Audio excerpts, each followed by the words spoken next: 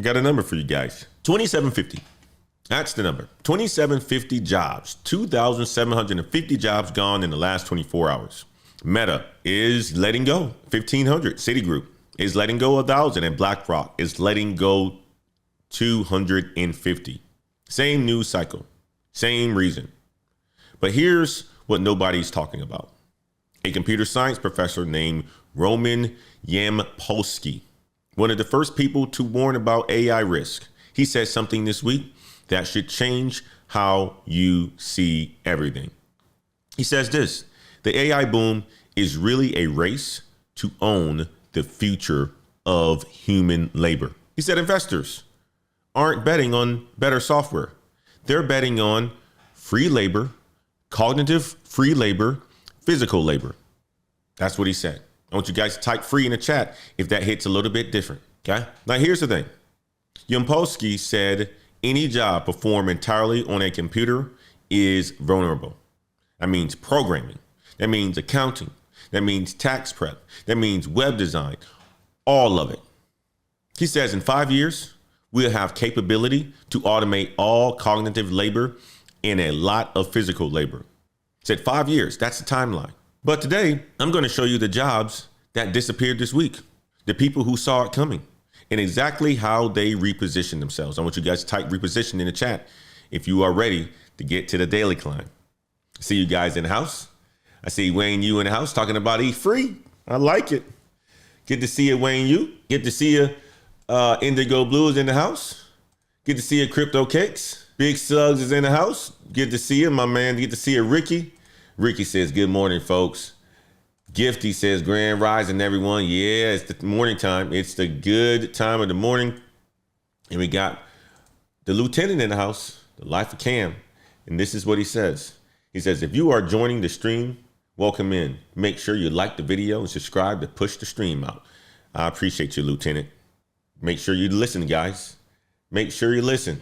It's coming to my man, from my man, the life of Cam, all the way in Thailand. Okay.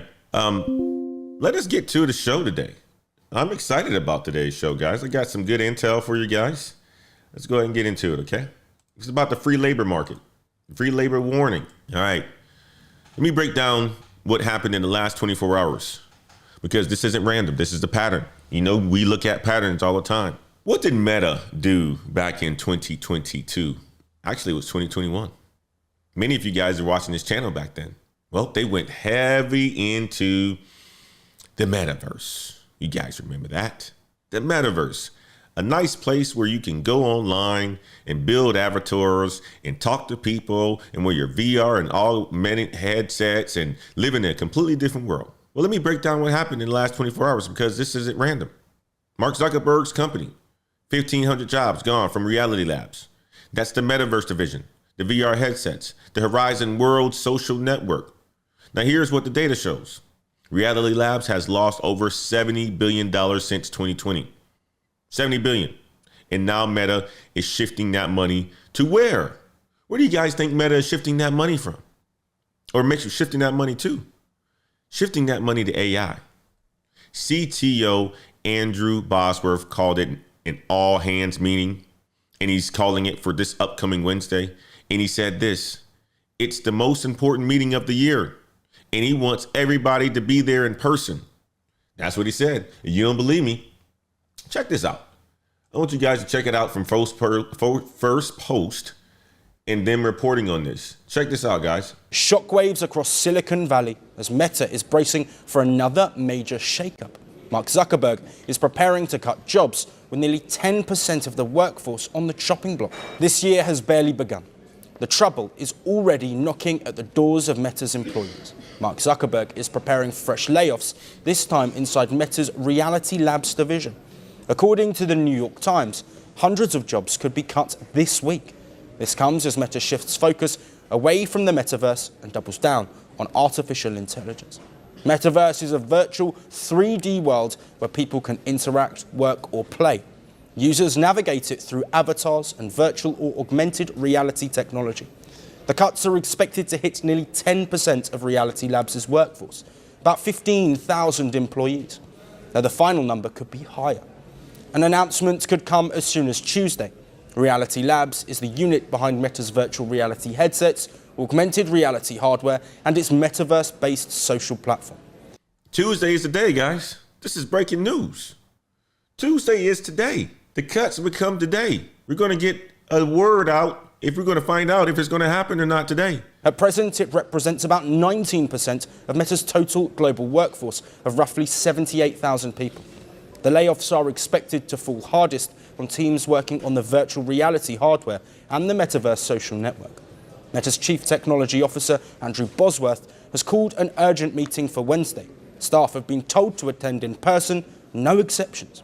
Bosworth has described it as the most important meeting of the year, a clear signal of high stakes as uncertainty deepens inside Meta's Reality Labs. Big meeting. Big boss man said everybody better be in the office. Going to be a big shakeup. That's what's expected from Meta.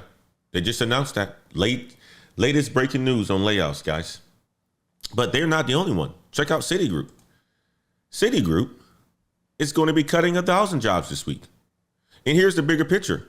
This is part of the 2-year plan to cut to 20,000 total jobs by the end of 2026. You guys probably remember us talking about Citigroup. If you don't remember, check this one out. Unfortunately, tonight, thousands of Americans will soon be looking for a new job. Citigroup announced it is cutting 20,000 employees over the next 2 years. The investment bank says the cuts are necessary after posting nearly $2 billion in net losses in the fourth quarter of last year. Citigroup officials attribute that loss to last year's regional banking, as well as an $800 million restructuring. Our team is waiting on answers from Citigroup's corporate campus in Irving about how many people in North Texas could be losing their jobs. You heard it. This is a part of the 2-year plan to cut 20,000 total jobs. They're going to be getting rid of 1,000 this week. In Meta, 1,500, probably potentially even more. Okay.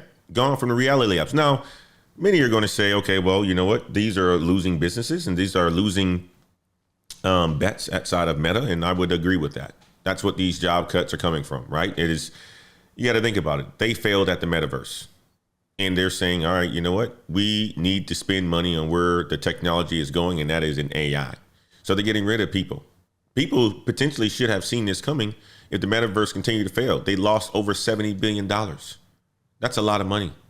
That is a lot of money. And then going back to Citigroup, their CEO, Jane Fraser, said this: we will continue to reduce our headcount in 2026. These changes reflect efficiencies that we have gained through technology. What is that technology? AI. That's the corporate word of saying AI does it now. So they had 227,000 employees in September. Target is 180,000. That's 47,000 fewer humans. That's what Citigroup is doing. And guess what? BlackRock is the other one that talked about laying off people this week. The biggest asset manager in the world, $13.5 trillion under management, 250 jobs. That is about 1% of their workforce. But here's what they said. They said improving BlackRock is a constant priority. Each year, we make decisions to ensure our resources are aligned with our objectives. Resources aligned with objectives, translations, humans cost money, AI costs less. This is the second round of a 1% cuts that they made in 2025. I want you guys to type pattern in the chat if you see the pattern. Okay. That's the AI signal. These are the AI signals, guys. I'm connecting the dots for you. Meta is shifting from the metaverse to AI. Citi is citing technology efficiencies. BlackRock is making annual workforce alignments. This is the same playbook, different strategy, same strategy, or different companies, same strategy. Yapolsky called it. He said, if a company valuation is $100 billion today, it's actually a small bet on having access to the free labor market. They're not cutting to survive. They're cutting to invest in AI, in automation, in free labor. And the market is going to continue to reward.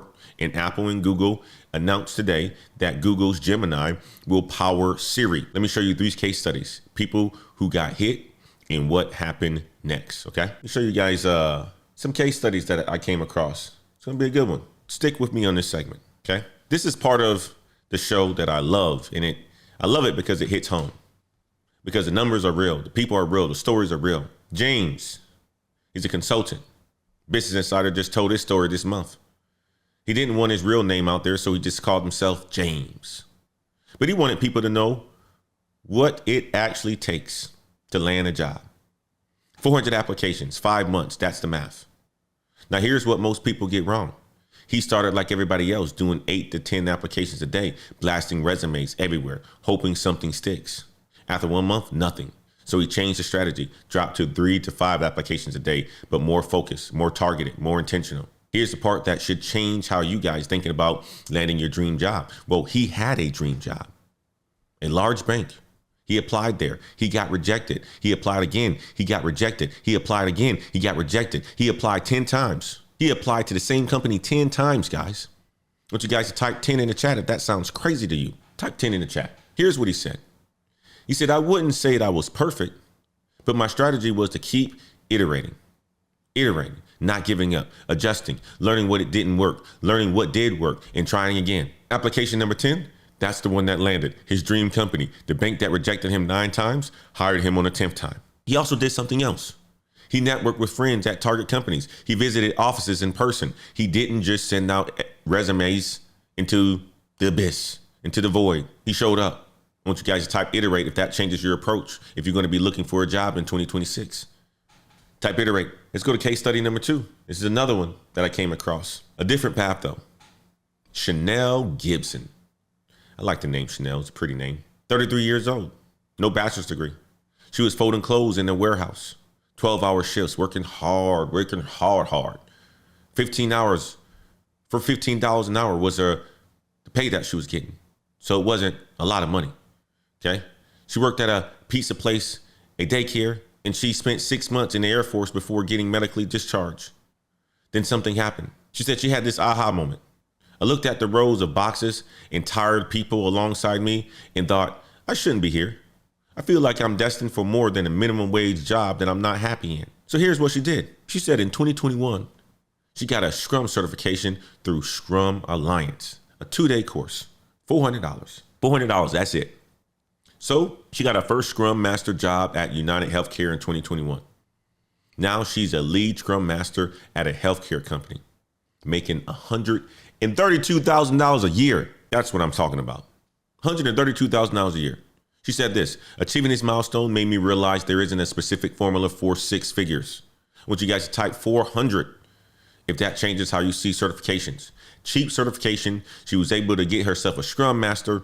Then next you know, she moved over to United Healthcare, and now she went to another healthcare company. Now she's making over $130,000 a year. That's how you do it. Talk about Julie Levine, another case study. Okay. She moved from LA to New York for a marketing job in 2023. Got laid off. Here's what she did. She went back to bartending. Same thing that she did in college. 6 months behind the bar while doing consulting on the side. Now here's what she learned. She said, all of a sudden, I see this new tone, and it was transformational. Bring a good attitude, even if you don't feel like you want to, and the circumstances suck. Where is she now? She's the head of brand partnerships at 2 Things, a business transformation consultancy in New York City. She said the bartending wasn't a step backwards. It was a reset, a chance to rebuild her approach, and it worked. We talked about her before. I wanted to bring it up again because it's about attitude. Now let me show you what these 3 have in common. James, 400 applications, applied to the same company 10 times, kept iterating until it worked. Chanel, 33, 400 certifications, changed everything. $400, spend the money, get yourself the skills. Yeah, Julie took a step sideways, then leap forward. None of them waited for permission. None of them waited for the market to get better. They moved, they adjusted, they kept going. That is the difference. I want you guys to type move in the chat if you're going to move. Type move in the chat. That's the 3 survival stories.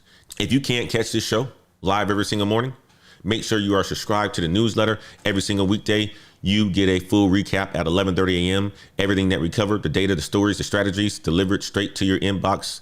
Link is in the description of this video. And do me a favor, guys, if this show has helped you in any way, gave you some insight, gave you some thought, give you something to think about, hit the like button, hit the subscribe button, turn on your notifications. We are here every single weekday, 7 a.m. Central, building this whole show together, climbing together, making that shit happen. All right.